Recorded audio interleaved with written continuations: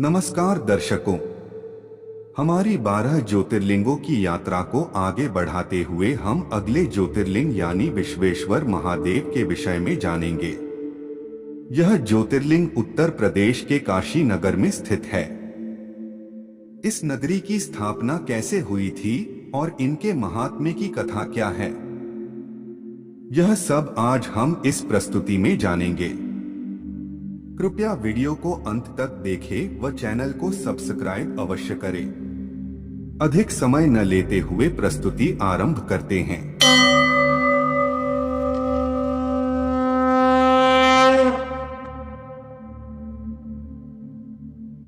शिव पुराण के अंतर्गत सूत जी कहते हैं कि है मुनिवरों, इस भूतल पर जो कोई भी वस्तु होती है वह सच्चिदानंद स्वरूप निर्विकार एवं सनातन ब्रह्मारूप है।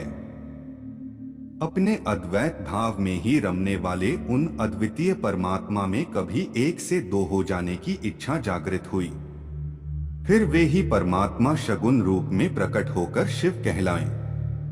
वे शिव ही पुरुष और स्त्री दो रूपों में प्रकट हो गए। उनमें जो पुरुष थे उनका नाम शिव हुआ और जो स्त्री हुई उनका नाम शक्ति पड़ा।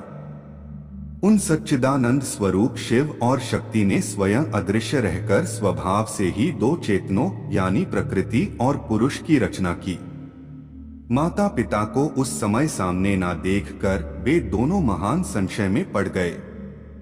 उस समय निर्गुण परमात्मा से आकाशवाणी प्रकट हुई, तुम दोनों को तपस्या करनी चाहिए, फिर तुमसे परम उत्तम सृष्टि का विस्तार होगा। फिर वह बोले, हे प्रभु, तपस्या के लिए तो कोई स्थान ही नहीं है, फिर हम दोनों इस समय कहाँ स्थित होकर तप करें। तब उन निर्गुण शिव ने तेज के सारभूत 5 कोस लंबे चौड़े शुभ एवं सुंदर नगर का निर्माण किया, जो उनका अपना ही स्वरूप था। वह सभी आवश्यक उपकरणों से युक्त था।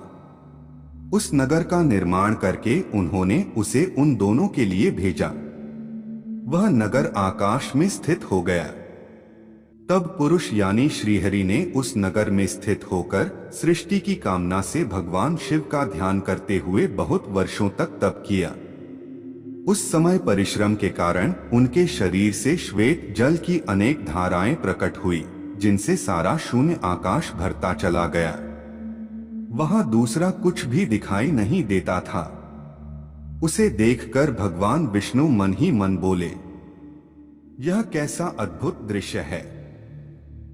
उस समय इस आश्चर्य को देखकर उन्होंने अपना सिर हिलाया, जिससे उनके एक कान से मणि गिर पड़ी। जहां वह मणि गिरी वह स्थान मणिकर्णिका नामक महान तीर्थ हो गया। जब उस जल राशि में वह सारी काशी डूबने और बहने लगी, तब निर्गुण शिव ने शीघ्र ही उसे अपने त्रिशूल पर धारण कर लिया। फिर श्री विष्णु अपनी पत्नी प्रकृति के साथ वही रहे। तब उनकी नाभि से एक कमल प्रकट हुआ और उस कमल से ब्रह्मा उत्पन्न हुए। उनकी उत्पत्ति में भी शंकर का आदेश ही कारण था। तदंतर उन्होंने भगवान शिव की आज्ञा पाकर अद्भुत रचना आरंभ की। ब्रह्मा जी ने ब्रह्मांड में 14 भुवन बनाए। फिर भगवान शिव ने यह सोचा कि ब्रह्मांड के भीतर कर्मपाश से बंधे हुए प्राणी मुझे कैसे प्राप्त कर सकेंगे। यह सोचकर उन्होंने मुक्तिदायिनी पंचक्रोशी यानी काशी को इस जगत में छोड़ दिया। ब्रह्मा जी का एक दिन पूरा होने पर जब सारे जगत की प्रलय हो जाती है, तब भी निश्चय ही इस काशी पूरी का नाश नहीं होता। उस समय भगवान शिव इसे त्रिशूल पर धारण कर लेते हैं और जब ब्रह्मा जी द्वारा पुनः नई सृष्टि की रचना की जाती है, तब इसे फिर से भूतल पर स्थापित कर देते हैं। काशी में अविमुक्तेश्वर लिंग सदा विराजमान रहता है। वह महापापी पुरुषों को भी मोक्ष प्रदान करने वाला है। हे मुनीश्वरों, जिनकी कहीं भी गति नहीं है, उनके लिए वाराणसी पूरी ही गति के लिए उत्तम स्थान है। जो लोग अमर हैं, वह भी यहाँ मरने की इच्छा करते हैं। फिर दूसरों की तो बात ही क्या है। यह भगवान शंकर की प्रिय नगरी काशी सदा भोग और मोक्ष प्रदान करने वाली है। कैलाश के पति, जो भीतर से सत्वगुणी और बाहर से तमोगुणी ही कहे गए हैं। कलाग्नि रुद्र के नाम से जो विख्यात हैं, वह निर्गुण होते हुए भी सगुण रूप में प्रकट हुए शिव हैं। उन्होंने बारंबार प्रणाम करके निर्गुण शिव से कहा। रुद्र बोले, है महेश्वर, मैं आपका ही एक रूप हूं। लोकहित की कामना से आपको सदा यही रहना चाहिए। मैं आपसे प्रार्थना करता हूं, आप यहां रहकर जीवों का उद्धार करें।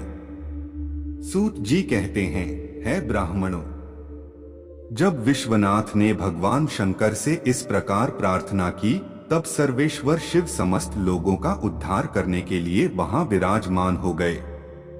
जिस दिन से भगवान शिव काशी में आ गए, उसी दिन से काशी सर्वश्रेष्ठ पूरी हो गई। आज के लिए केवल इतना ही। हम आशा करते हैं कि हमारी आज की प्रस्तुति आपको पसंद आई होगी। अपने विचार हम सभी के समक्ष अभिव्यक्त करने के लिए कमेंट करें, वीडियो को शेयर करें, वह चैनल को सब्सक्राइब करें।